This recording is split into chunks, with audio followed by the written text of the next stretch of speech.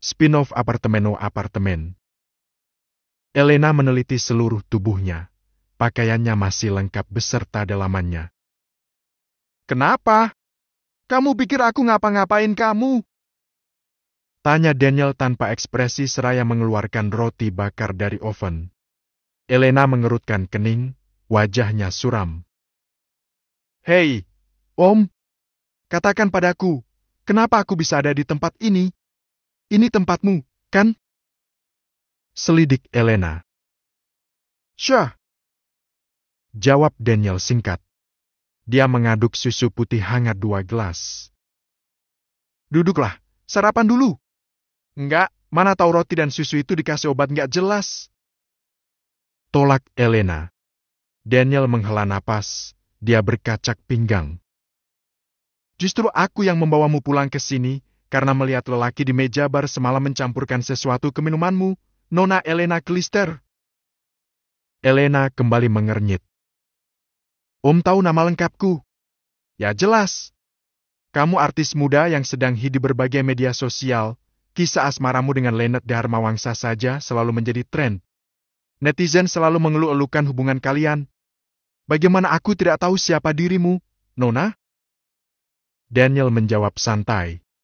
Elena menggaruk pelipisnya, pikirannya masih belum kumpul sempurna. Dia kembali mengingat lelaki semalam yang menawarkan minuman padanya. Lalu Om siapa? Benar Om gak ngapa-ngapain aku? Elena bertanya ragu. Duduklah. Titah Daniel. Elena menggeleng, masih menangkup kedua dadanya. Aku mengenal Lian, adik Isadora, kawanku semasa sekolah dulu. Jelas Daniel. Call me brother, not Om. Elena menelisik Daniel, tampan. Tapi Daniel memang om-om di mata Elena. Daripada aku panggil tante, gerutu Elena. Aku harus periksa selaput darahku. Tak bisa ku percaya aku menginap di tempat lelaki yang tidak ku kenal. Pekik Elena. Elena berlari ke kamar, mengambil tas lalu keluar dan mencari-cari high heel-nya. Di mana sepatuku? Di mana? Elena panik sendirian tidak jelas. Daniel menghela napas dalam, dia meraih cermin mini di dinding lalu menghampiri Elena. Lihat dirimu. Kacau sekali, bukan? Daniel menyodorkan cermin rias ke depan wajah Elena. Elena memekik melihat rambutnya acak-acakan, kelopak matanya yang sedikit menghitam dan make up yang tampak berantakan. Keluarga Dharmawangsa sangat mengenalku. Bahkan Lian mengenalku. Telepon saja tunanganmu itu kalau kamu ada di apartemenku. Titah Daniel seraya berlalu kembali ke dinding area. Sayatan luka di hati Elena kembali menganga lebar. Dia berjongkok dan menangis sejadi-jadinya. Tentu saja hal itu membuat Daniel kaget. Daniel kembali menghampiri Elena. Nona, kenapa kamu menangis? Aku ngapain kamu? Daniel sedikit panik. Sumpah demi Dewi Padi Pembawa Kesejahteraan, aku semalam gak ngapa-ngapain kamu. Aku bisa ceritakan semua pada Lian. Daniel mencoba menjelaskan. Padahal Elena menangis bukan lagi karena perkara dia ada di apartemen Daniel. Tangis Elena semakin menjadi, Daniel kelabakan. Oke, aku telepon Lian sekarang. Daniel meraih ponsel di saku celananya. Jangan. Mendadak Elena berdiri dan mencegah Daniel. Daniel heran tentu saja. Kamu takut Lian berpikir yang tidak-tidak karena sepagi ini kamu ada di apartemenku dengan penampilan berantakan? Terka Daniel. Elena menggeleng sendu. Lelehan air mata masih banyak tersisa di wajahnya. Lalu dia memegangi perutnya. Daniel mendengar suara cacing di perut Elena. Tanpa kata Daniel menggamit pergelangan tangan Elena dan membawanya ke dinding area. Makanlah, aku cuma bisa membuatkanmu roti bakar. Atau mau kupesankan makanan online? Tanya Daniel. Elena menggeleng lemah. Daniel menyodorkan piring roti bakar dan segelas susu hangat ke hadapan Elena, lalu duduk di hadapan gadis itu dan menikmati sarapannya. "Aku terluka," desis Elena seraya memotong kecil roti bakarnya dan mengunyah pelan-pelan. Air mata meleleh pelan di kedua pipinya. "Oleh?" tanya Daniel santai tanpa melihat Elena. Elena tak menyahut, dia terus saja menangis sambil mengunyah. Daniel meletakkan pisau dan garpunya. Dia meminum susu hingga setengah gelas. "Apa enak rasa roti bakar buatanku bercampur dengan asin air matamu? Masih lebih baik rasanya daripada ditikung sahabat sekaligus tunangan," sahut Elena di sela-sela isaknya. Daniel mengernyit. "Tunangan? Lian?" Elena mengangguk lemah dengan tatapan kosong. "Kenapa dengan Lian? Apa Lian punya hubungan gelap di belakangmu? Dengan sahabatmu? Siapa? Kenapa aku harus ikut campur urusanmu, sih?" Daniel menyugar rambutnya, lalu kembali menikmati roti bakar yang tinggal sisa setengah. "Kalau semalam Om mengambil keperawananku, aku akan semakin terluka dan semakin tidak punya harga diri. Lengkap sudah penderitaanku." Suara Elena tampak menyayat hati sekaligus manja berbaur menjadi satu. "Ais, sudah kubilang aku nggak ngapa-ngapain kamu, Nona!" Daniel sedikit gusar tapi lalu terenyuh melihat bibir Elena yang maju beberapa senti, hidung meler dan juga sungguh penampilannya sangat berantakan. Tapi tetap saja cantik. Elena memang cantik. "Cepat selesaikan sarapanmu, sudah itu kamu mandi lalu kita ke dokter," ucap Daniel. "Dokter?" Elena mengernyit. "Mengecek apa kamu masih virgin atau tidak? Enak saja kau menuduh lelaki terhormat sepertiku mengambil kegadisanmu,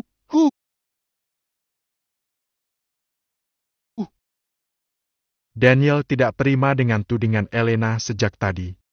Elena menatap lekat Daniel. Dia sebetulnya percaya jika Daniel berkata jujur.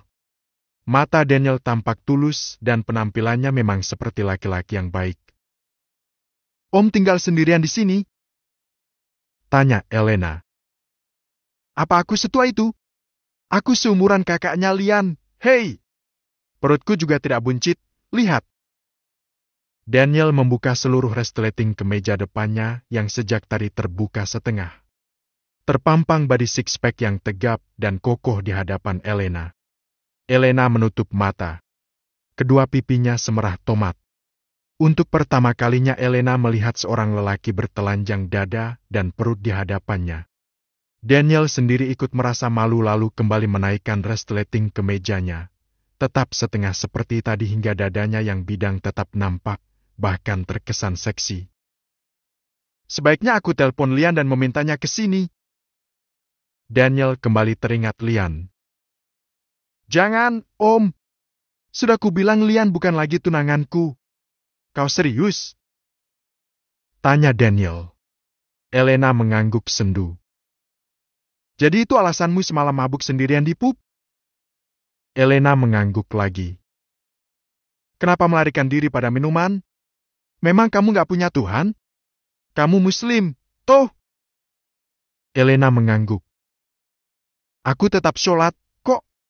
Cuma aku terlampau suntuk, sumpek, sakit hati dan banyak sekali tekanan yang aku rasakan. Aku juga sumpek berada di rumah. Mamaku, kenapa aku curhat sama om-om, sih?" Elena menggerutu sendiri. Daniel menghela napas dalam. Dia mengingat Lian. Apa benar yang dikatakan Elena? Bukankah gembar-gembor perihal hubungan mereka begitu santer? "Apa kemesraan kalian di depan kamera hanya sebuah settingan?" terka Daniel. Elena mengangguk lesu. Daniel iba melihat penampilan Elena. "Kamu sungguhan mencintai Lian tapi Lian tidak." Elena kembali mengangguk lesu, kali ini lelehan air mata yang kembali muncul. Sudah, jangan menangis lagi. Maaf, kita bicara hal lain saja saat ini." Atau ya cepat selesaikan sarapanmu, lalu mandi. Aku punya beberapa baju perempuan. Milik siapa? Istri Om? Kekasih? Elena melihat sekeliling apartemen. Milik adikku, Brianna. Dia kadang menginap di sini. Semalam aku ke pub mencari adikku yang sedikit liar, hobinya clubbing bersama kawan-kawannya. Dan entah di mana dia sekarang, ponselnya susah sekali dihubungi. Keluh Daniel. Om sudah menikah? Tanya Elena. Daniel menggeleng. Hah? Buyang lapuk? Elena melongo. Daniel ingin sekali melipat bibir Elena, sudah menudingnya mengambil keperawanannya, memanggilnya Om dan sekarang mengatainya bujang lapuk. Sakit hati boleh tapi pelampiasannya jangan sembarangan dan mengataiku dengan sebutan yang aneh-aneh. Daniel protes. Tapi kan seusia Om ini harusnya sudah menikah, sama kayak Kak Dora dan Kak Rangga. Kak Rangga usianya jauh di atasku, kenapa memanggilnya dengan sebutan kakak lalu aku kau panggil Om? Kak Rangga itu manis, tampan dan awet muda, sementara Om kan tinggi dan tampan, aku tak kalah tampan dari Kak Rangga.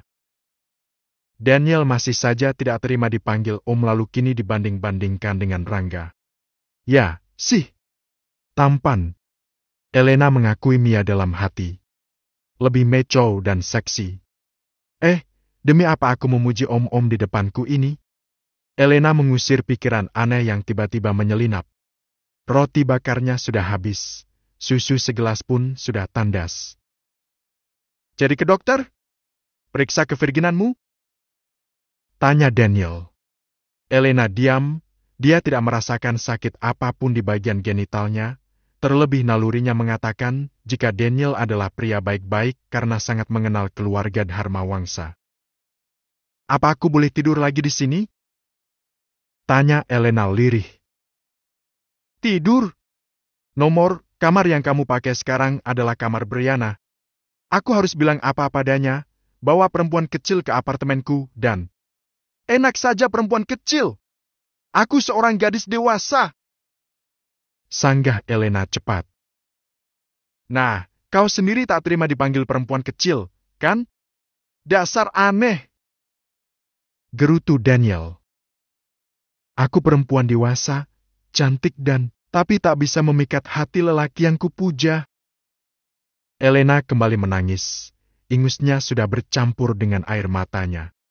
Dia menyeka ingus berulang kali. Lihat penampilanmu. Kau bilang apa tadi? Cantik? Nih, coba lihat baik-baik dirimu di cermin. Daniel menyodorkan cermin mini yang masih tergeletak di atas meja makan. Bukannya reda, tangis Elena makin menjadi. Daniel pening jadinya. Oke, kamu sedang patah hati dan tak mau pulang ke rumah. Baiklah, kembali ke kamar. Menangislah sepuasmu di sana, aku harus segera berangkat kerja. Daniel berlalu dari hadapan Elena. Setelah Daniel memberinya izin memakai kamar yang semalam dia pakai tidur, Elena meringkuk seharian di apartemen Daniel.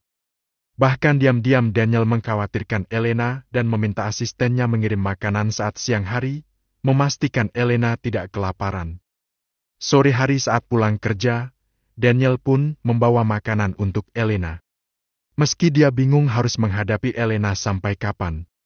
Ingin menelepon Lian atau Rangga dan menanyakan apa yang terjadi, Daniel masih ragu. Kondisi Elena tampak terpukul dan Daniel entah kenapa merasa sangat iba. Kamu seharian belum mandi? Ujar Daniel yang baru saja masuk apartemen setelah pulang kerja dan melihat meja makan berantakan. Penampilan Elena pun masih sama seperti tadi pagi.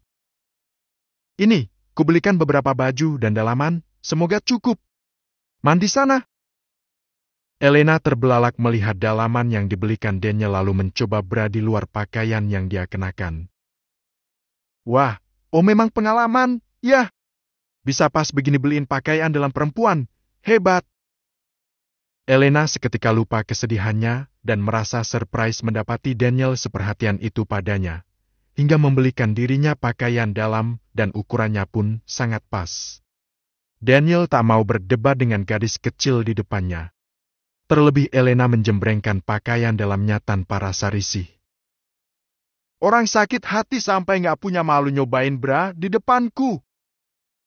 Gumam Daniel. Tapi aku nyobainnya nggak lepas baju, Om. Sanggah Elena cemberut yang mendengar gumaman Daniel. Sana, mandi.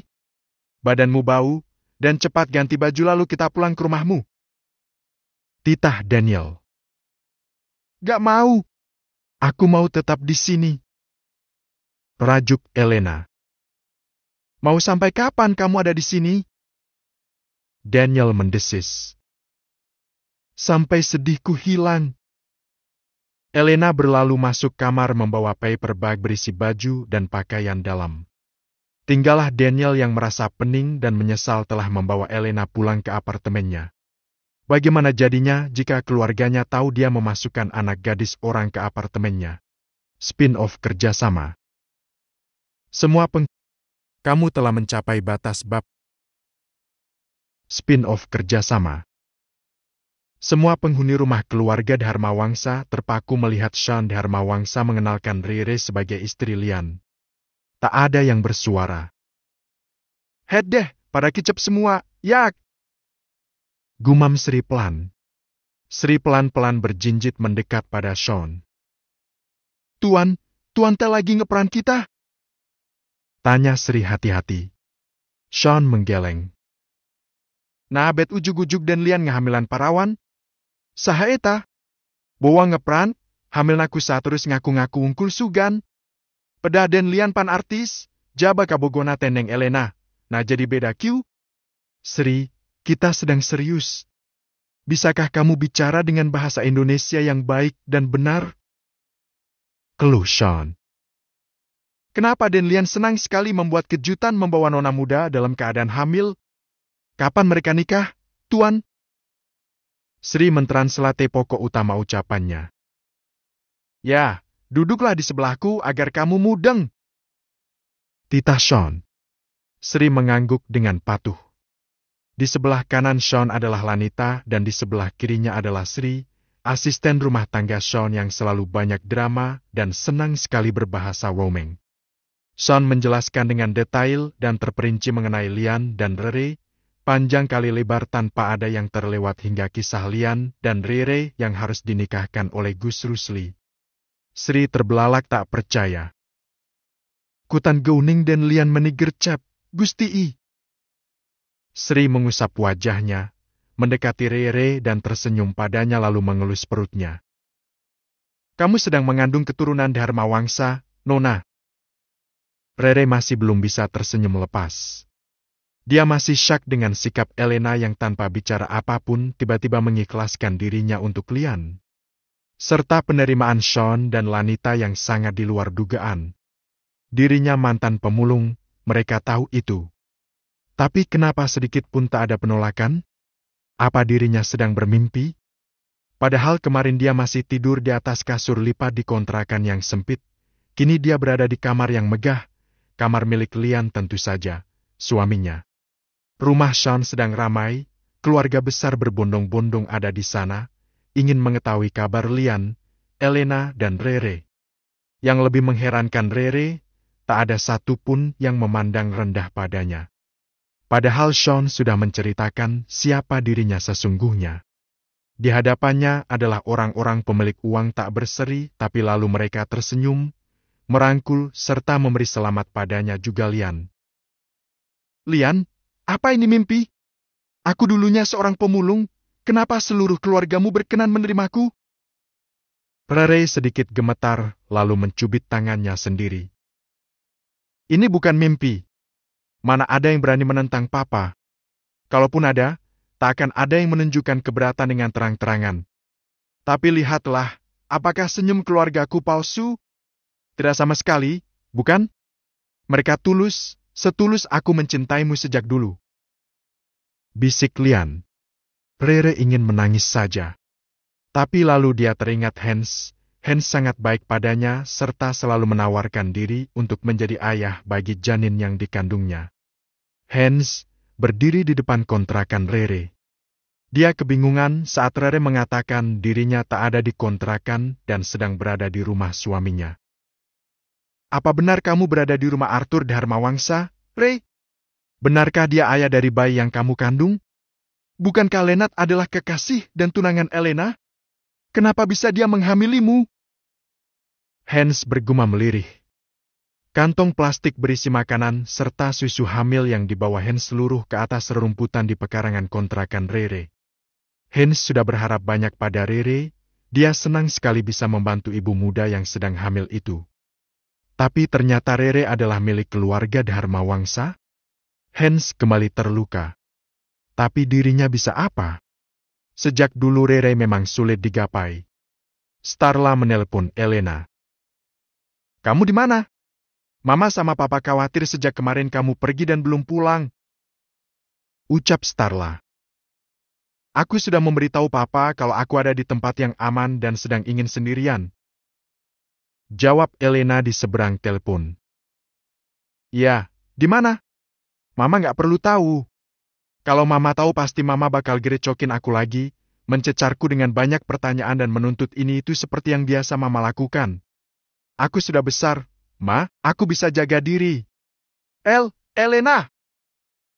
Panggil Starla geram, tapi Elena sudah menutup teleponnya.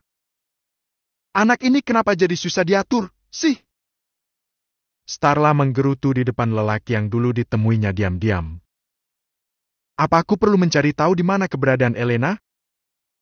Tanya Tora, lelaki yang selalu diam-diam ditemui Starla. Tidak usah, dia tidak seharusnya kamu untit. Sergah Starla. Dia anakku, bukan? Tanya Tora kalem. Bukan, dia anak Permana.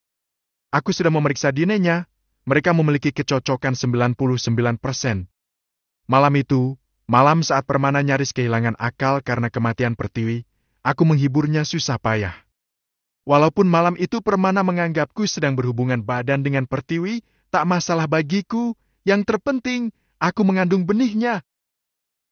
Starla tersenyum senang.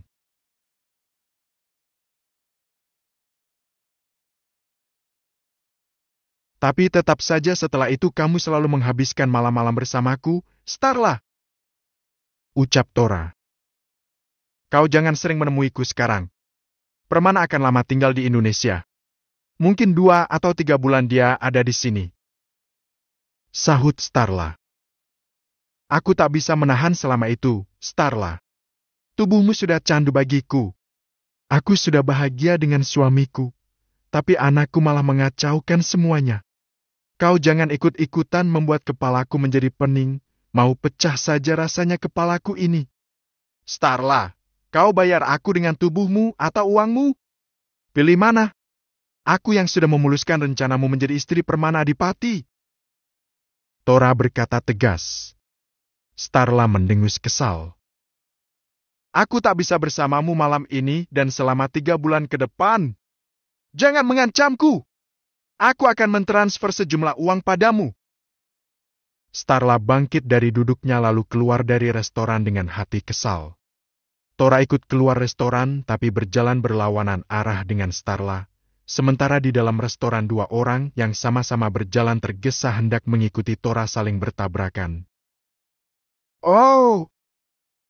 Ringis sang gadis mengusap lengan dan keningnya yang terbentur sudut kursi karena bertabrakan dengan seorang lelaki. Nawang? Ujar Alex membantu Nawang berdiri. Ah, kamu ngapain sih di sini? Aku jadi kehilangan buruanku. Kemana tadi dia pergi? Rutuk Nawang seraya melihat ke arah luar restoran. Alex mengernyit. Kau sedang memata-matai siapa? Tanya Alex. Aku sedang memata-matai Nyonya Starla, calon mertua bosmu. Gerutu Nawang meraih sebelah sepatunya yang terlepas. Alex melongo. Oh, wow, kau tak bisa begitu, Nawang. Aku yang sedang memata-matai Nyonya Starla. Jangan mendahuluiku. Alex protes. Apa, sih? Lian menyuruhmu? Enggak, kan? Ya memang tidak, tapi aku mencium gelagat aneh dari Nyonya Starla. Mau tak mau aku harus menyelidikinya. Aku pun sama. Aku tidak menyukai calon besan Tuan Sean. Tukas Nawang. Tidak bisa, ini bagianku. Jangan merusak rencana. Cegah Alex. Nawang memutar bola mata malas. Kamu tak ingin bersaing denganku dan mendapat pujian dari Lian? Siapa yang haus pujian? Aku hanya tak ingin Lian salah pilih pasangan. Sanggah Alex. Ya, tapi sekarang sudah jelas. Lian sudah bersama istrinya. Jadi kamu ngapain masih membuntuti Nyonya Starla? Nawang emosi. Alex menatap lekat Nawang. Ada sesuatu yang mencurigakan. Apa kau tadi mendengar percakapan mereka? Bisik Alex. Nawang mau tak mau mengangguk. Begini, bagaimana kalau kita berdua bekerja sama? Tawar Alex. Nawang mengernyit. Aku sudah selesai membuntuti Nyonya Starla. Toh, Lian tak jadi menikah dengan Nona Elena. Dengar, ada yang disembunyikan Nyonya Starla mengenai lelaki tadi juga tentang istri pertama Tuan Permana. Yaitu urusan keluarga Tuan Permana, aku tidak bekerja padanya. Sahut Nawang. Alex menggeser kursi dan semakin mendekat pada Nawang. Apa kau tidak berpikir Tuan Permana memiliki anak dari istri pertamanya? Nawang kembali mengernyit. Ya, tetap saja itu bukan urusanku. Tapi aku penasaran. Ujar Alex. Silakan saja kamu penasaran sendiri. Nawang merapikan kunciran rambutnya. Dengarkan aku dulu. Insting dan naluriku sering tidak pernah meleset. Semua berawal dari kecurigaanku saat pertama kali melihat tatapan Nyonya Starla diam-diam pada Non Rere. Bisik Alex. Kenapa dengan tatapannya? Nawang mulai tertarik. Lian selalu bilang jika Non Elena dan Nyonya Starla sangat menyayangi Non Rere. Tapi aku pernah tanpa sengaja melihat Nyonya Starla melirik dengan tatapan sinis serta tak suka pada Non Rere. Hening sesaat. Oh, mungkin karena Nyonya Starla mengetahui hubungan rahasia Lian dan Non Rere. Terka Nawang. Enggak, bukan itu. Aku sudah memastikan jika Nyonya Starla sama sekali tidak mengetahui tentang hubungan rahasia Lian dan Non Rere. Sangkal Alex. Lalu apa maksud Nyonya Starla memandang sinis Non Rere? Tanya Nawang. Oke, begini. Aku sudah mempelajari semua berkas keluarga Permana Adipati termasuk kedua anak yang diadopsinya. Yang mengherankan, Nyonya Starla mengadopsi Non Rere dan adiknya sehari setelah nenek Non Rere meninggal. Dia tahu dengan tepat di mana Non Rere tinggal dan langsung menjemputnya. Nawang tampak berpikir. Kau tahu cerita itu dari mana? Tak usah dibahas, aku sudah tahu semua. Aku hanya perlu memastikan kecurigaanku dan menyatukan kepingan puzzle kisah keluarga Adipati Permana. Tunggu. Apa kau curiga Non Rere adalah anak Tuan Permana dari istri pertamanya? Terka Nawang. Kenapa lama sekali kau mencerna ucapanku dari tadi? Alex bersandar di bahu kursi dan bernapas lega. Nawang kini semakin antusias. Memangnya Non Rere mirip Tuan Permana? Alex menggeleng lalu mengeluarkan ponsel dan menunjukkan satu buah foto hitam putih seorang wanita. Coba kau perhatikan, apa Non Rere ada kemiripan dengan wanita ini? Nawang terbelalak. Ini foto siapa? Foto istri pertama Tuan Permana. Sahut Alex. Kau dapat dari mana? Tanya Nawang merasa terkejut dan tak menduga Alex sedetail itu mengorek kecurigaannya. Tak perlu tahu, ini sudah keahlianku. Kekeh Alex. Memangnya Tuan Permana tak menyadari jika Non Rere memang sedikit mirip dengan foto wanita ini? Itulah, aku pernah beberapa kali melihat sikap Tuan Permana sangat lembut dan perhatian pada Rere. Dan Nyonya Starla tampak tak menyukainya. Sahut Alex. Apa jangan-jangan kau bisa ambil sehelai rambut Non Rere karena sekarang dia berada di rumah keluarga Dharma Wangsa. kita akan mencocokkan Dine Nondrire dengan Dine Tuan Permana. Usul Alex. Usul yang bagus. Apa kita akan melakukan ini diam-diam? Tanya Nawang. Kalau hasil tes Dine sudah keluar, kita bicarakan hal ini dengan Lian dan orang tuanya tentu saja. Kau tahu, aku sudah tahu di mana tempat tinggal lelaki bernama Tora tadi. Alex menaikkan kerah bajunya dengan bangga. Benarkah? Wah, kau hebat. Puji Nawang. Aku akan mendatanginya dan mengorek informasi mengenai bantuannya. Tonton iklan Jadi istri Tuan Permana. Kau harus hati-hati, Lex. Pasti tak mudah mengorek informasi dari lelaki bernama Tora itu. Bayarannya tubuh dan uang Nyonya Starla. Double kill itu, Lex. Kau harus punya senjata yang lebih ampuh untuk bisa membuat lelaki itu berkata terus terang. Ucap Nawang. Uang yang lebih besar mungkin. Begini saja, kita lakukan tes Dine diam-diam. Jika hasilnya sesuai dengan dugaan kita, Tuan Shan dan Lian bisa dengan mudah membuat lelaki yang bernama Tora membuka mulut. Bagaimana? Alex berkata dengan sangat bersemangat. Nawang manggut-manggut. Oke, seperti itu saja. Baiklah, karena kita akan melakukan sebuah misi rahasia, bagaimana kalau kita pesan makanan saja? Aku lapar, tadi hanya pesan minuman saja. Usul Nawang seraya membuka-buka buku menu makanan. Oke, pesanlah makanan apapun. Aku yang akan mentraktirmu. Keke Alex mengedip sebelah mata pada Nawang.